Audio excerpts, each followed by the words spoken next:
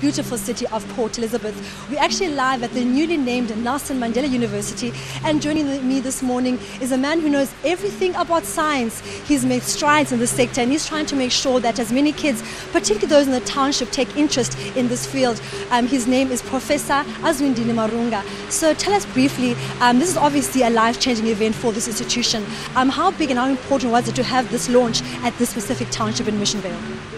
It is really indeed a milestone for the township itself, but for all the townships and the rural villages throughout the country, because the idea is to bring the science to the people and to bring the people to the science so that they are informed about what Africa and in particular South Africa is doing in terms of science and technology. Now, sir, you are Dean in the Department of Science at Nelson Mandela University.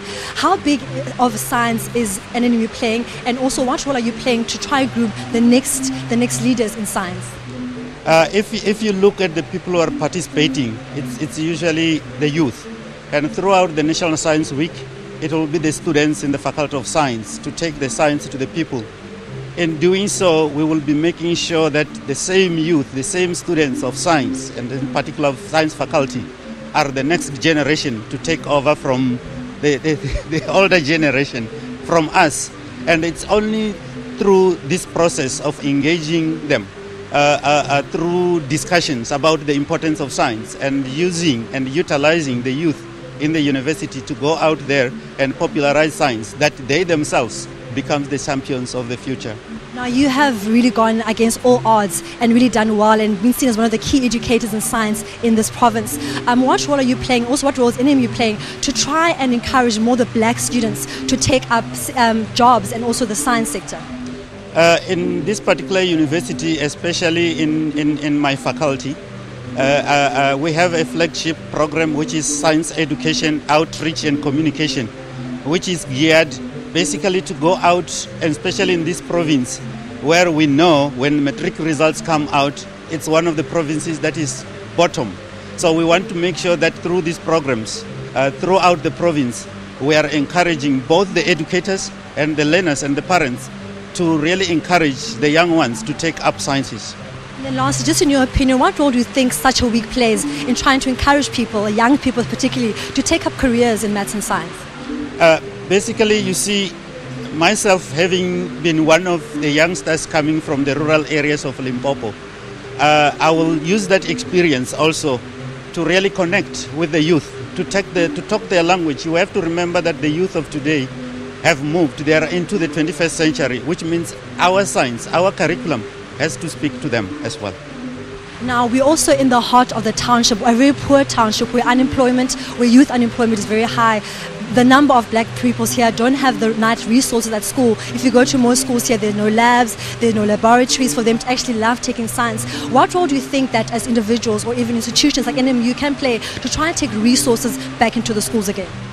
That's a very important question, and that's the reason why we brought the event here in the township, to start making sure that they know about what the university can offer. Also, not only that, but we want to bring the community into our laboratories. If you remember, this year, the theme for National Science Week in South Africa is advancing science tourism.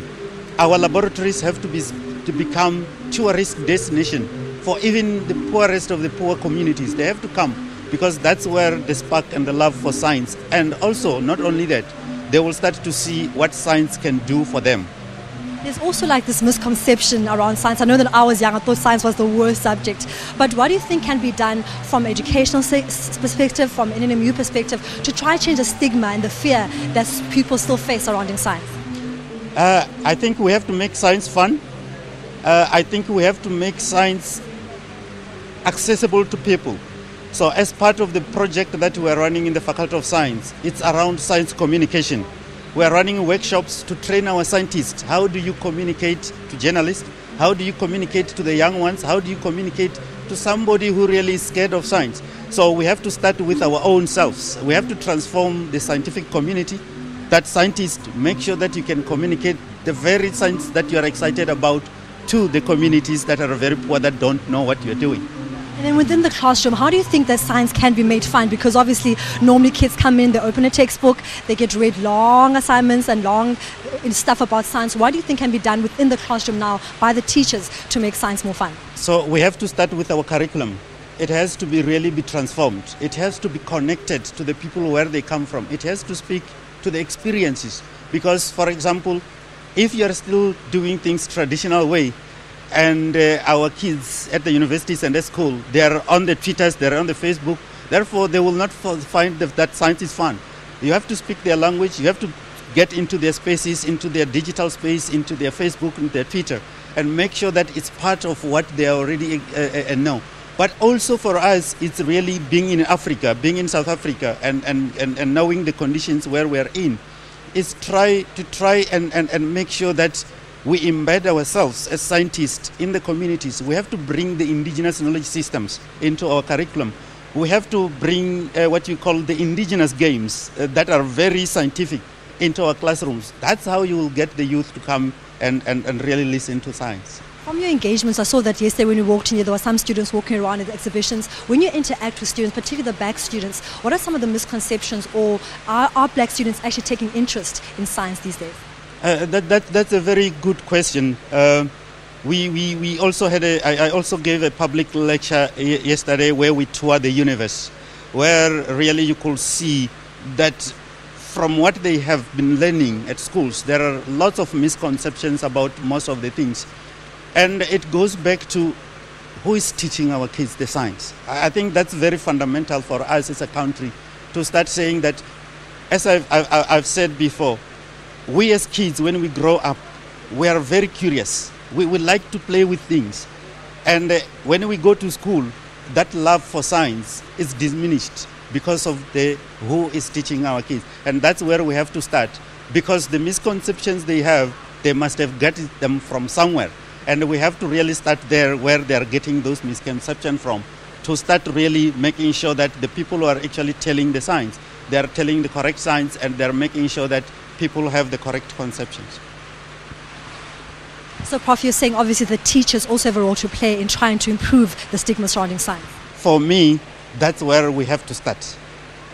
That was Professor of the Dean of Science saying that the key role to trying to change the stigma around science is also to improve the quality of teachers in the subject. Also saying that another focus at this year's Science Week is to take resources such as labs, laboratories, test tubes back into the communities, particularly black communities where there's still a stigma and also lack of resources in these communities. It's going to be a long program with various guests, but for now, let's go back to you in studio.